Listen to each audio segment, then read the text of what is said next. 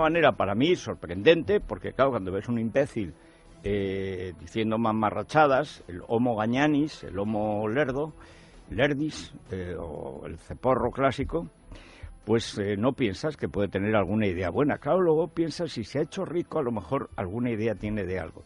Pero lo cierto es que ayer Trump colgó en su página web, que es la manera de presentar las cosas, mientras estaba viendo a Obama, todos con mala cara, pero comportándose exquisitamente. Es decir, nadie ha rodeado las sedes del Partido Republicano. Al revés. Son americanos, como nosotros, ha ganado las elecciones, hay que ayudarle, él nos tiene que ayudar, vamos a llevarnos bien, el doctor que le tengo cogido por los bajos. O sea, y además es verdad que tienen que colaborar, pero tiene que colaborar sobre todo Trump con su propio partido, el Partido Republicano, que es el que más ha ganado, el que ha ganado el Senado y el Congreso, la Cámara de Representantes. Y lo cierto es que lo que ha propuesto Trump son algunos de los disparates, probablemente, vamos, no seguro, anticonstitucionales, y que se cargará el Tribunal Supremo, se cargará el Senado, que es la segunda Cámara, que ahí sí que actúa y que es importante, donde le espera ese cubano, hijo de cubanos españoles, Marco Rubio, norteamericano, porque ellos son norteamericanos, pero hijo de cubanos y españoles, por eso se llama Marco Rubio, y que es pequeñito, español, y que le dijo Trump: tú eres demasiado pequeñito para ser presidente de los Estados Unidos. Amigo, el pequeñito ha ganado Florida y va a mandar en el Senado. Pues tú, ahora alemanote, grande, gordo, feo, asqueroso, con pelo musgo naranja, ahora de rodillas. Y ahora te vas a arrastrar. Y ahora, cuando yo te ponga el pie en el cuello, tú vas a lamer la moqueta.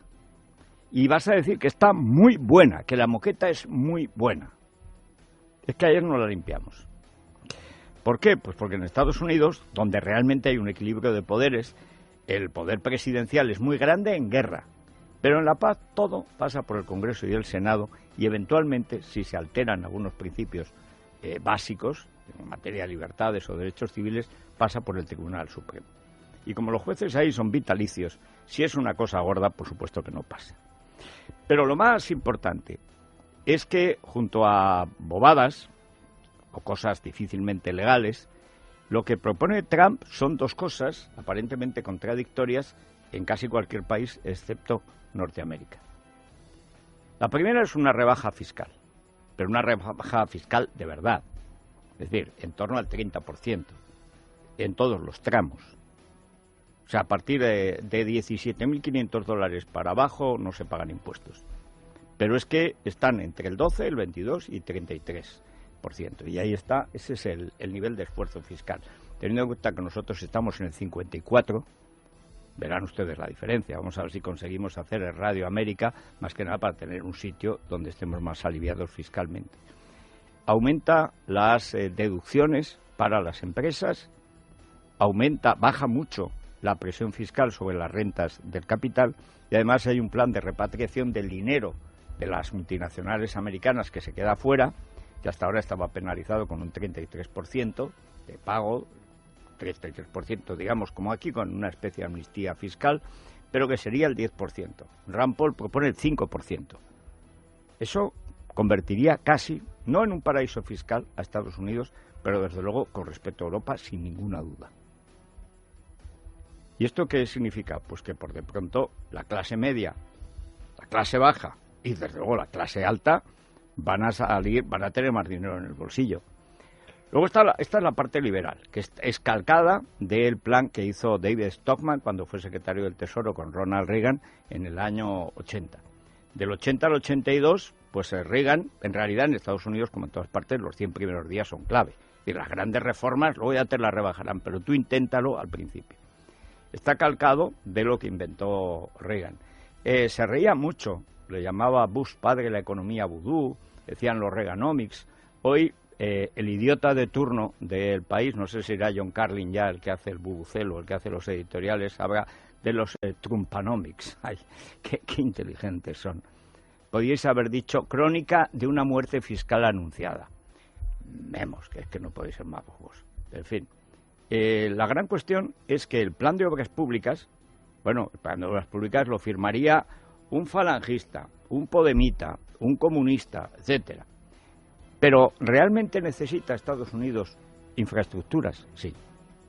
Sí, porque en Estados Unidos las infraestructuras se han quedado viejas. O sea, los trenes en Estados Unidos son peores que los de España. Y Estados Unidos, que es un continente, no solo un país, es un país, pero que es un continente, necesita y siempre ha tenido muy buenas comunicaciones. Son básicas para el comercio.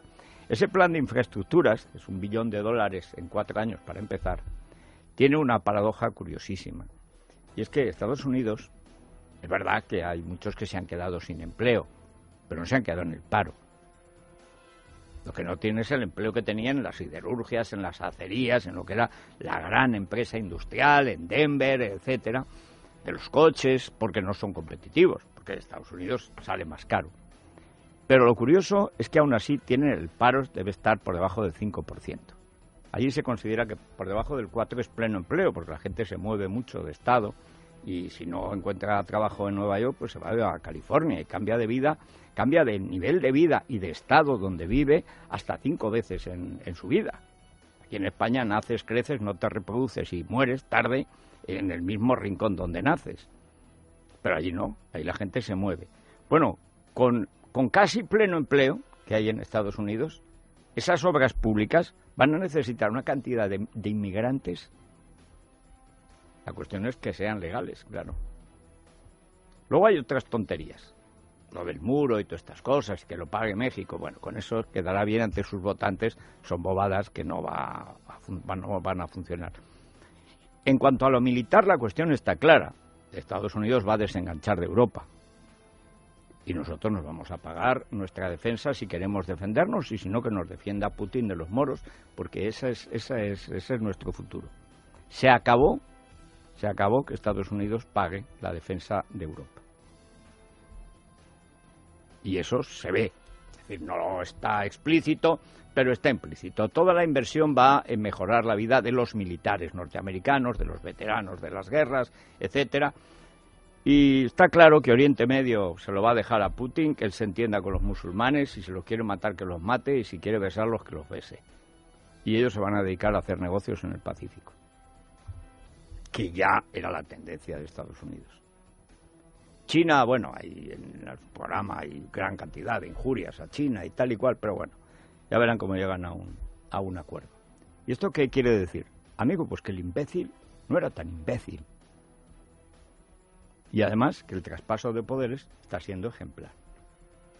Repito, nadie ha acercado ninguna sede del Partido Republicano. Ha habido minúsculas manifestaciones, yo creo que protagonizadas por periodistas españoles, bueno, españoles de La Sexta, de La Secta y de La Cuatro, estaban indignadas. O sea, en lugar de preguntarles, insultaban a los que habían votado a Trump. En el periódico de papel donde yo escribo en El Mundo, han hecho incluso la historia de un tío con barbas, que en realidad podría ser un tío de Podemos, por la pinta, que hace una peineta 2, pero han recortado la foto. A un lado hay un negro y al otro hay un asiático. Con lo cual el toque racista, claro, si recortas la foto. Esto es el periodismo español. Es decir, en Estados Unidos no ha perdido la clase política, ha perdido sobre todo la casta periodística. Yo he dicho aquí, y lo repito, lo más corrupto en España no son los políticos, son los periodistas. Lo peor que hay en España no es ni siquiera la justicia, eso es lo más grave, pero lo peor son los medios de comunicación. Los demagogos basurientos que no saben hacer la O con un canuto, que se van todos a hacer las Américas, pero mamarrachos, pero si no entendéis nada, si no sabéis ni dónde está Ohio, si no lo distinguéis Ohio de Idaho, si es que no sabéis lo que es, saben nada, de nada, y están por ahí paseándose por Nueva York, Manhattan, que es lo que menos se parece a Estados Unidos. Pero lo cierto es que, como en todas partes modernas, si te quieres enterar, tú en tu casa te puedes enterar de todo. En Libertad Digital hay el primer análisis de ese programa económico de Trump, que es muy importante. ¿Por qué? Porque los grandes cambios en Europa siempre se han probado primero en Estados Unidos. Y si salen bien, salen. Los grandes cambios que hubo en la economía española, que son los de José María Aznar desde el 96, vienen precedidos de 2 ensayos.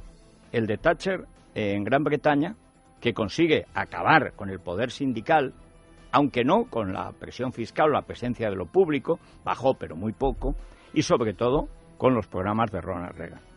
Ronald Reagan necesitaba mucho dinero para la guerra contra la Unión Soviética, y lo consiguió teniendo una deuda grande. Se considera que si no mejorase la recaudación, que por supuesto que mejorará, como pasó en España, cuando se bajan los impuestos, y hay una curva famosa de Laffer que lo explica, si tú dejas de apretar a la gente en los impuestos, la gente paga más impuestos y recaudas más porque hay más actividad económica y hay menos fraude fiscal. Bueno, pues cuando llegó Aznar bajó los impuestos y subió la recaudación y mejoró la actividad económica extraordinariamente. Además se disparó por la burbuja inmobiliaria y otras cosas, pero bueno, si no hubiera sido otra burbuja. Y como funcionó en Estados Unidos, claro que funcionó, pues quién sabe. Yo lo dudo, porque en España estamos ya rodeados nos dividimos entre comunistas y socialdemócratas, la derecha socialdemócrata y la izquierda comunista. Hemos llegado a esa degeneración. Pero al final lo que funciona en la economía se acaba copiando. Y sobre todo, lo que funciona en las instituciones. ¿Qué diferencia del 13M a lo que se vivió ayer en Estados Unidos? Bueno, es la diferencia entre la izquierda americana y la basura que tenemos en España. Vamos a contárselo.